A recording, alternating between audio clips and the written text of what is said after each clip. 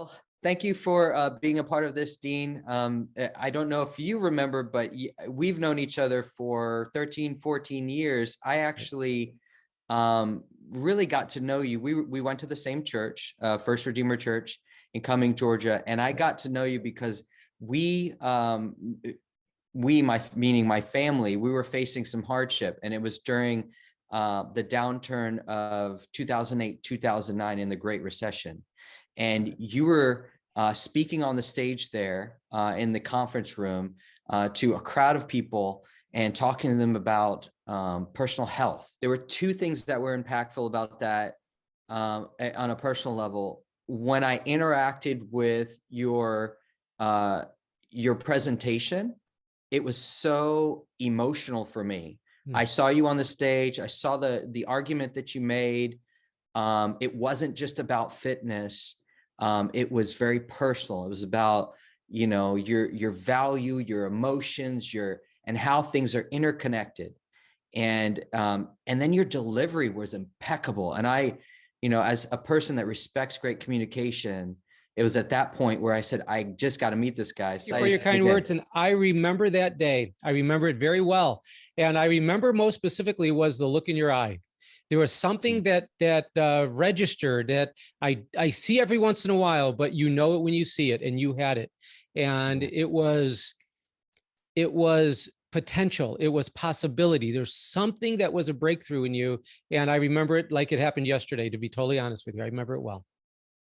Well, you're one of those impactful people in my life, and today is no different. So I'm looking forward to digging in with you. I'll start off at the top.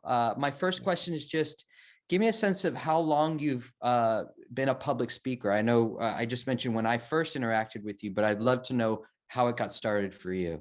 Well, actually, I've been a public speaker for a little bit over 20 years now. And, you know, I've had the desire. I feel like I even had the calling to be a public speaker from when I was younger, late teens, early 20s. I really felt like I needed to communicate.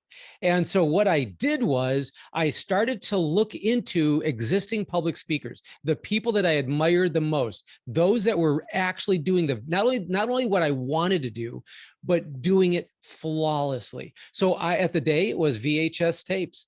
And I remember getting a hold of VHS tapes, and I would do something that nobody told me to do this. I did it instinctively. I turned the volume off and I watched just so I could learn from their mannerisms. And so I didn't want to get caught up in their message, which was obviously compelling. I wanted to know how they moved, how they breathed, even how they didn't move. So for example, there's what's called the power stance, where you hold your fingers together and you stand, but you look like a prowling lion that stops and looks at the audience. And you got to make sure there's a technique called the punch, pause, punch technique. And it's very important for a public speaker to, when he gives something extremely powerful, he has to pause. He has to wait, or she has to wait for the audience to receive it, to process it. But then the best public speakers will then offer what's called uncomfortable silence. But he has to do it in a way that it doesn't look like he forgot where he was going or his place. He has to look at it like, or he has to present it like, I have an amazing gift for you. I'm about ready to reveal it, and I'm going to do it in good time. When it's ready, I will serve it up. And so you have to prowl the stage, whether it's with your eyes, whether it's with your attitude, and then you give them the punchline that potentially could change their lives. And it can't just be done randomly. You have to know going into it, this is the moment that they came for or they paid for. And so you give it, you pause, and then technically, if you're a comedian, you give the punchline. So it sounds like you enjoy speaking to audience. It sounds, you said it was a calling from early on. Right. Can you give me a little bit more about why you enjoy it so much? It is an interesting thing where I feel like I'm fully alive when I connect with the audience. And I try never to waste words, as every public speaker or anybody giving a seminar or workshop should never waste words. So when I have a connection and I see the look in their face, but mostly I begin to see their body positions shift, I know it at the moment somebody had a connection or something happened where they had a breakthrough. So that is almost intoxicating for a speaker. It is something we thrive on. And it's not just, I know something and now I'm going to communicate it. You have to literally love what you do, and the audience has to know that you love them, that you want to have a relationship with them, even if it's for 15 minutes or if it's for 3 hours, or sometimes even I've given 8-hour presentations. So it is something that is real. And I think the audience knows sincerity when they see it. Are there aspects of your personality that you felt made you more inclined or more suitable for public speaking? Anything that you've noticed about what you bring to the table? Well, I could say a lot about myself, but first let me say everybody could be a public speaker as long as they are being 100% sincere and yet prepared. So sincerity and preparation have to go hand in hand. Preparation, there's basically the secret of success for public speaking is preparation, preparation, and preparation in that order. So if a speaker is not prepared, they will stumble. Then when they're fully prepared, what I always tell people is take that speech, crumble it up and throw it away. Now speak from the heart and make it real, make it powerful, because if you're just going through memorizing words, well, that's not sincerity. So in other words, preparation means it has to be real to you or to the speaker. So in other words, everybody, you, myself, my kids, my wife, everybody could learn or become a public speaker. Now, what makes a public speaker, I hate to say this word, but it is technique. In other words, there are techniques that people respond to. Speaking clearly, speaking with authority, and speaking as if this means something to you as a speaker. Roughly how many talks have you given at this point? Like, I know I don't expect you to have an accurate answer, but can you say in general? A little over 1,100, yes. That's amazing. That's a Right. lot. And sometimes it's in front of maybe 20 executives. Sometimes it's in front of 80 individuals. Sometimes it's in front of 6,000, 7,000 people where I almost can't see the back of the room. But even then, I have to make sure I make a connection with the last person who's standing in the back row. Wow. And why did you initially decide to start speaking publicly? Do you remember why you might have gotten into it? What motivated you to start? It's a great question. And honestly, it was a compelling vocation. In other words, I felt like the stage or the platform was beckoning. And it's something that I don't believe many public speakers could actually say, this is what it feels like. But I will say, it's like, what causes other people to go into any vocation? Well, they'll give you the answer of, I felt like I was good at it. I felt like I had something to offer. And as a light side, it's more efficient than trying to reach each person one-on-one. You could reach multiple people all at the same time. Can you give me a sense, just in general, like what topics have you spoken about? I know that you speak beyond health and wellness. So give me a sense of what are all the different topics that you've spoken about? Okay, well, the first one is on health and wellness, but then the second one is what's behind me now. It's called the warrior mindset. And one of the things I started doing was trying to be a motivational, inspirational speaker. And today, most people are not very excited about simple motivation. What they're looking for is motivation to do something specific.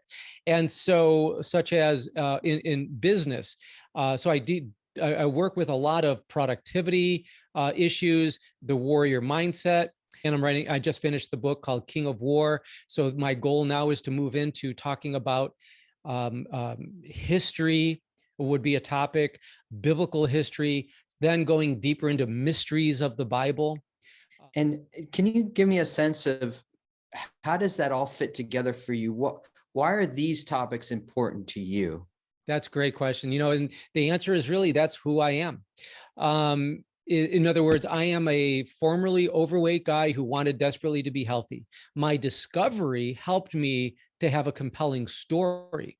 And so then, of course, the research helped me to get my information in line. And then, of course, having the ability to speak and then fine tuning and practicing that speaking skill. It's like anything else, like a muscle, you have to keep working on it. And I fell flat on my face several times. I don't want to say that I've had major success every single time. So it's got to be real. It's got to be who you are. And it's got to be because that's built-in passion.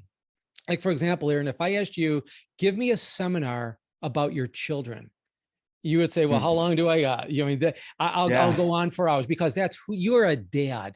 And I see your posts on Facebook, and I know that you love your children and you love to have experiences with your children. So how much better to just to construct a message about who you are, what you love the most, and then you could then make that, like, then how do you turn that into something that the audience wants to hear? You make it in, how does a father or how does a man become a effective father in his children's life? So you speak on personal experience, and then you bring it around, and then you give them what we call take homes. These are those items that they took notes on. Then you give them anecdotal stories, you give them science, you hit them on many different levels, because everybody hears differently and everybody learns differently. Some people in the audience are all about stats, numbers, and statistics and science, while others are all emotional. They want to hear about your emotional experience, why this works, and they don't respond to stats. That's just numbers. That doesn't mean anything. So you hit them on multiple levels, and it's always the same take home. That is amazing how many different, you're so aware of your audience and the different types of learning. And so you're trying to provide, it sounds like you're trying to provide different things for them to learn from. I want to dig into some of your technique a little bit. Can you give me a sense of who your role models were and what you learned from them?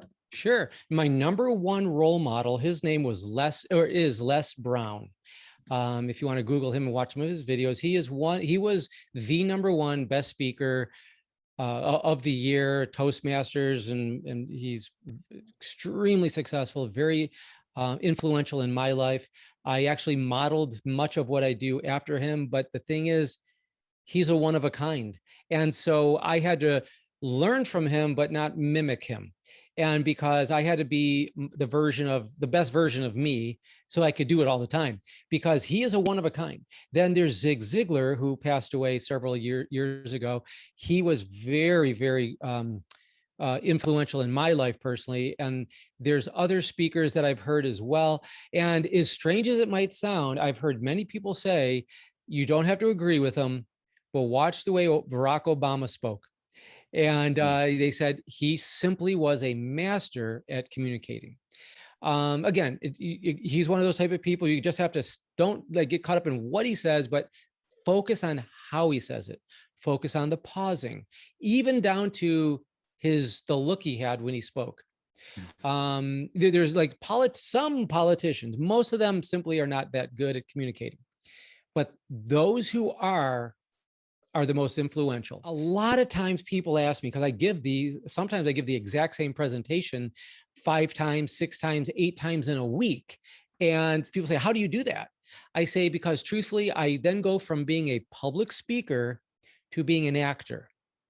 The audience has to perceive that I am emotional about these topics. They have to perceive that I care desperately about them and their learning. And the way I describe it is, some people say, they ask, how do you do it? I say, wait, have you ever seen a Broadway play? I'm like, and say Phantom of the Opera. I say, well, the truth is they perform this play every single night, and twice on Saturday and twice on Sunday. It's the same actors. And yet people in the audience are crying. They're scared. They're going on an adventure and a journey with the actors, because the actors know that they're acting. And so they have to make sure that they're projecting the emotion. So in other words, after giving a presentation multiple times, You literally have to consider yourself a proficient actor who's now presenting. Yeah, that's great. Are there any other frameworks or anything that you've come um, to facilitate and make your approach and your delivery better? Yes, as a matter of fact, thank you for asking that. The first one is I try to have a powerful intro. In other words, I try to make sure, like for the first one that I have, which is for the health and wellness, telling people right out of the gate, I give a few introductory comments, but then I say, here's something that you might find interesting. And that's, I am formerly obese. And I begin to go through about my false beliefs of thinking that I was genetically overweight, that I thought I was a big bone person who came from a family of genetically overweight people. Turns out that none of us were genetically anything but average. And I go through and I explain to them something that's like a paradigm shift for me, that then I earned credibility to them. So the first thing is a powerful intro. And then, of course, you think about it with a sandwich, a dynamic and compelling conclusion. I believe a good presentation, whether it be a TED Talk, whether it be a 1-hour keynote, whether it be a 45-minute presentation at a church, no matter what it is, has to have an intro, has to have a conclusion. And then it's ultimately, here's something else that's very powerful. Good communicators, believe it or not, good communicators number their points. They go through it so they know what to expect. There's going to be 12 PowerPoints. Get your pens ready and start taking notes. Number 1. And so I was like, okay, wait, slow down. So I like said, okay, we're going to go through them. Here they go. And so you kind of bring them on a journey. But here's what I found. When you bring somebody on a journey, especially the executives or almost anybody for that matter these days, but they want to know where we're going. If you take somebody on a journey through a speech, through a presentation, they want to know what the destination is. Because if they're not, they're going to get angry, frustrated, anxious. They might just tune you out saying you're taking too long for my personality. So what I do is I tell them up front, here's where we're going. Here's how we're going to get there. And then here's what I hope you take from this. Can you tell me, how has frequency of talks, you mentioned you've done 1,100, right, how has that impacted your speaking abilities? It's like anything else, that the more you do it, the more proficient you get at it. And then you could start to experiment and introduce new things, new techniques. You have the individual who's speaking, like for example, myself. If I find that something is just not working, I then have the ability to try it one more time just to make sure it wasn't just an off day for me or an off day for the crowd. And then if it doesn't work again, then I'm pretty well convinced that I need to either fine tune it or just get rid of it. Whatever it happens to be, whether it's content or delivery style. So that really helps. It also helped to eliminate the basic fear, nervousness, or anxiety of speaking in front of people. It's so important that it's simply called stage time. If somebody is in a local church, I say start teaching Bible studies. Get used to having people just stare at you. There are some people, because of their style, they're what we could just simply call deadpan. They're just staring at you. And if you look directly at them and get nervous, well, then that might be something you might want to practice. Looking at somebody and then learning how to get them engaged, even though they're deadpan. And there's techniques for that too, by the way. And a simple one is just ask them a question. Ask them a question, a prying question, or just say, hey, can I ask you a question? What do you feel? What do you feel about this information? How do you believe somebody could implement that point that I just gave? You with the deadpan face who's drooling. Yeah. What do you think? One of those type of deals. Or if somebody's texting, you make a joke with them about, hey, could you make sure you get mine with anchovies? Or you just kind of joke with people about if they're not paying attention or something. How do you specifically prepare for a talk? I imagine it's kind of evolved. Maybe you mentioned when you weren't necessarily prepared, you had a new talk and it didn't go quite well. Right. So I'm just interested in, how do you prepare? Is there a regimen? Is there an approach?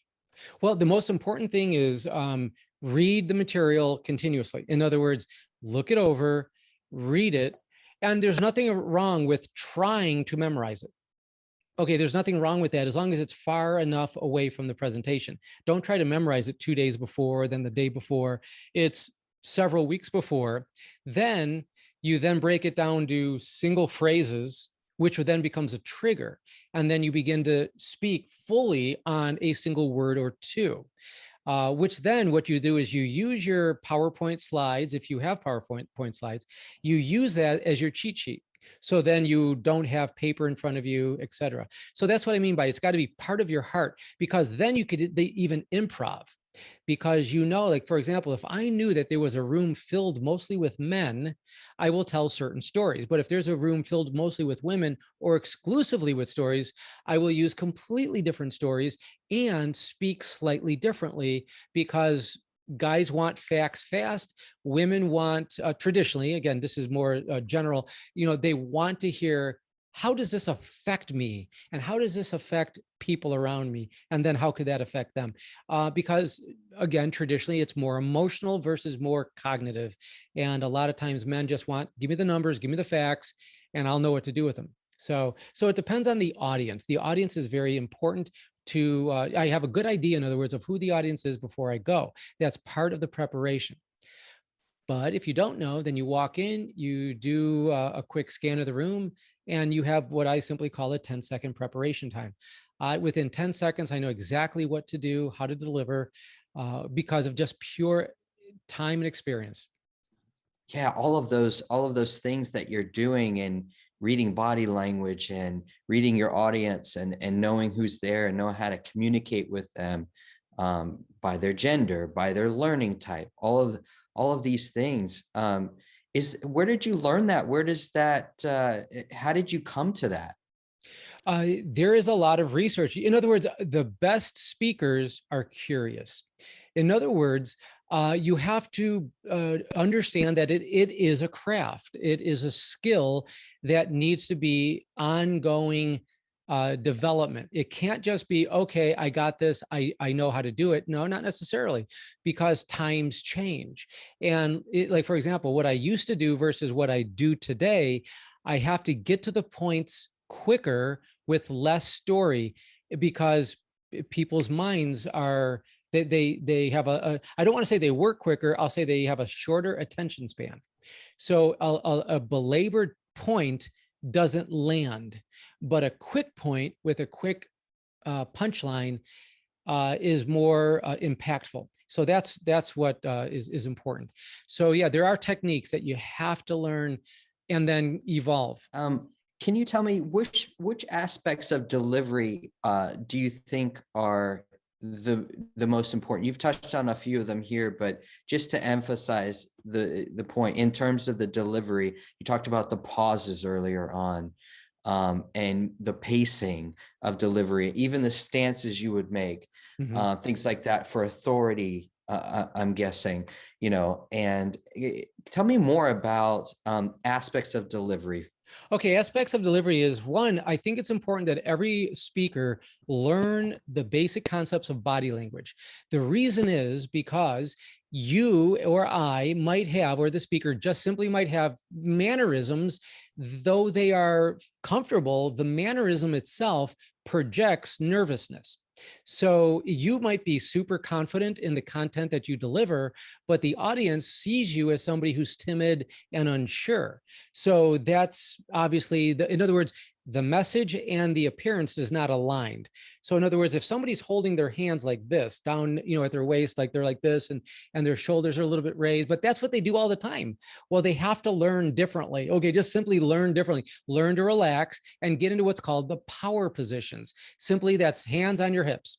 Hands on your hips, and you look confident. It could be what's called the power stance, or you just simply hold on to your thumb and you just hold it down and bring it up like this, but so that you do things that are more powerful. I'm somebody who speaks with my hands all the time. So I have to always, I actually think this, hold your thumb. As I'm speaking, I think hold your thumb, hold your thumb. What that means is, that means just hold on, just grab the thumb, bring it down to about buckle, waist level, and you just hold on to your thumb, and you can even squeeze it as hard as you want to remind you, no hand motions. And then, because I'm saving it for when I want to emphasize a point. Because if I have nonstop hand motions, as I'm prone to do, then that movement will mean less and less and eventually nothing. As a matter of fact, it could be distracting from the message. So if you look at a TED Talk, it's almost like I noticed there was something different about all TED Talks. And I realized they are being trained on how to specifically deliver a TED Talk. And really, when you boil it down, many of them start with making a fist, and they bring their hands to their sides, and they stand there with their feet planted. And now that's what most of them do. Some of them do variations of that. Then as the presentation progresses, they slowly have very carefully thought through movements. They'll take 1 or 2 steps to the right. They'll raise their hand and continue to talk. Then they'll go and stand back in the center, and then they'll take 1 or 2 steps left. So watch a TED Talk, and they are actually trained in the TED technique. So that's a very good way to learn. Along those lines, I'm wondering, like, what dangers or obstacles are there that can get in the way of successful deliveries? I'm thinking of, there must be, with all of these different talks you've given at all different venues, you never know what you're walking into. You never know the distractions, the potential distractions. The environment that you're in, I'm guessing, is one of those things where you can't always control it. You're talking about ways to sort of control your own mannerisms and your own presentation. But what are some of those dangers and obstacles that can get in the way of a successful delivery? Basically, sound systems that don't work. Somebody who's coughing a lot, it's something that's literally outside of your control and sometimes outside of their control. A crying baby, things that are distracting, that are just like a humming, crackling in the speakers. These are things that do that. Or I've had situations where I was speaking was in a perfect environment until dinner started being served, and I realized that the server station was right behind me, and they were going in and out of a door, and I noticed everybody's eyes was looking away. So what did I do? I grabbed the microphone and I walked all the way to the other side of what would be considered the stage area, and so that they had no choice, even though that wasn't where I was supposed to be. That's where I ended up, because I figured, what's more important, what does a plan B look like, and do it quickly. I always say this: there's no such thing as a bad presentation. And so therefore, every opportunity is an opportunity. There's no dilemmas. I have to have this mindset. That's part of the warrior mindset, that there's no problems. These are just new opportunities that have arose to help me to change my presentation on the spot. And so in this way, if I get frustrated, the worst thing a speaker could do is get a negative emotion. As a matter of fact, you might look at it like a good presentation is escapism. In other words, just like you go to the movies, you want to escape. And just like you go to a presentation, it's like, I always say, if somebody wants to have conflict, they'll go home. They don't have to come and hear conflict from a speaker or something like that. What is the role of emotion in your talks? And I'd love to know how you elicit those emotions, like your intentionality around that. Right. There are laugh lines that I have built in that I know should get a good laugh. Then there's also times of emotion. Now, when I'm talking about health and wellness, I do bring up certain issues dealing with, say, for example, sugar is the #1 cancer feeder. And MD Anderson says, by cutting off sugar, you cut off the main food supply to the cancer cell. Okay, that is a fact. That is information. Then I turn that knowledge into something that becomes emotional. So then I tell them, or I ask them, do you know anybody who has had cancer? Or have you had cancer? Has your spouse had breast cancer? Have you personally suffered or walked with somebody who has? That's emotional. I mean, I'm actually knowingly, consciously now taking that information, and I'm going to slide it right into their heart. So yeah, I do go ahead and purposely, consciously try to use emotion to establish the point. That's important. See, because emotion has to be used like the punch, pause, punch technique, because just random emotion for the sake of emotion does not leave the audience feeling fulfilled. They need to know that their decisions are connected to an emotion, or the content is connected to an emotion. And obviously it's difficult to bring emotion into everything, and nor should anybody do it with every single point. Another great speaker, his name is Reggie Dabbs. Reggie Dabbs could have the audience laughing hysterically 1 minute, and literally by the end of the next minute, he has the audience crying. You've mentioned this along the way a little bit, but I want to dig in a little on it, a little more on it. What do you think people ultimately want from a talk or a speaker? They want to be entertained. They want to enjoy, but more than anything else, they want to know that they received something for themselves. The audience is supposed to be selfish. That's their job. Okay. Their job is to be selfish. Tell me a little bit more about specifically how you know when they're engaged. You mentioned that up at the top a little bit briefly, but I'd love to dig a little bit more in. Like, what are you looking for? What's that moment when you know they got it? A lot of times I know when somebody, quote, should get it. And if I don't feel like the audience responded based on body language, based on eye contact, or something happened where they shifted, I want everyone to shift their body position at the same time. It could just be sitting up straight or rearranging in their chair, or something has to happen if I did my job. Yeah, how do you know when they're engaged? Like, what do you how do I know when they're engaged? And the best way to find out is ask them questions. Ask them questions. And if you're not in the middle of saying something funny where the feedback is laughing, or they're responding to a dramatic story, and they're all making verbal feedback like whoa, or oh, or ow, or something like that, then you just simply say, all right, who knows? I need to ask somebody, but I really want to know the answer to this. Who knows? And you're really engaged. And then you just point out somebody who you know is going to be fun, and you ask them a question. Or ask, anybody have any comments or questions about what we just said? Boom. Okay. Then you go ahead and you just start asking questions. And then the best way to shake things up is that if there is a stage, jump off the stage, not dramatically, but just come off the stage and go into the audience. There is ways to solicit feedback. And the best way is ask for it.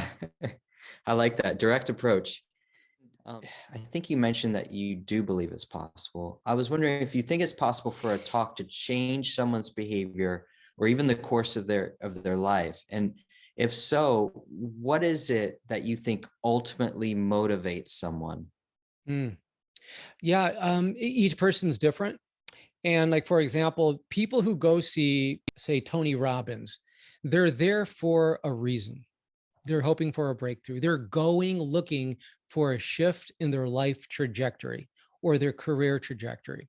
If you go see a speaker on marriage, you obviously are there for a very specific reason. And you're looking for what I call gems and jewels. Gems and jewels. Gems and jewels are valuable nuggets that people could take with them that could help them. Most of the time, people are not going to get a radical change. Sometimes they do, but your goal is to get them to do what's called a trajectory shift. So then where they were heading versus the new direction is going off slightly to a different direction, but the end results are going to be completely and radically different. And you let them know that. You say, you introduce one or two of these points that I'm giving you today, and you will have a dramatic trajectory shift on where you're heading. And you say, now the more points that you implement, the more dramatic of a trajectory shift you're going to have. But it's up to you. So I take the pressure off of me and I say, now, what's the difference between somebody who sees radical life change and somebody who doesn't? I say, honestly, it's the person who's hearing me now, your decision-making process. Are you going to choose to do it, or are you going to choose not to? What I did was I just put the hot potato in their lap. And I said, okay, it's up to you now. You did receive what you need. Now, what are you going to do with it? And basically, that's a challenge. There's nothing wrong with a hard challenge, which is the ultimate take home.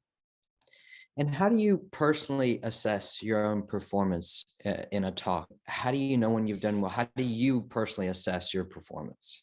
Well, it's funny because sometimes I actually feel a connection with the audience. And it feels like that there is a sincere relationship in the moment, knowing full well that as soon as I'm done, the relationship is now concluded. Okay. And so, so my wife would always ask, how did it go? And my comment would always be, I believe it went very well. And then I give the reasons why. The feedback was very, very appropriate, and sometimes it went very deep. There was a lot of interaction.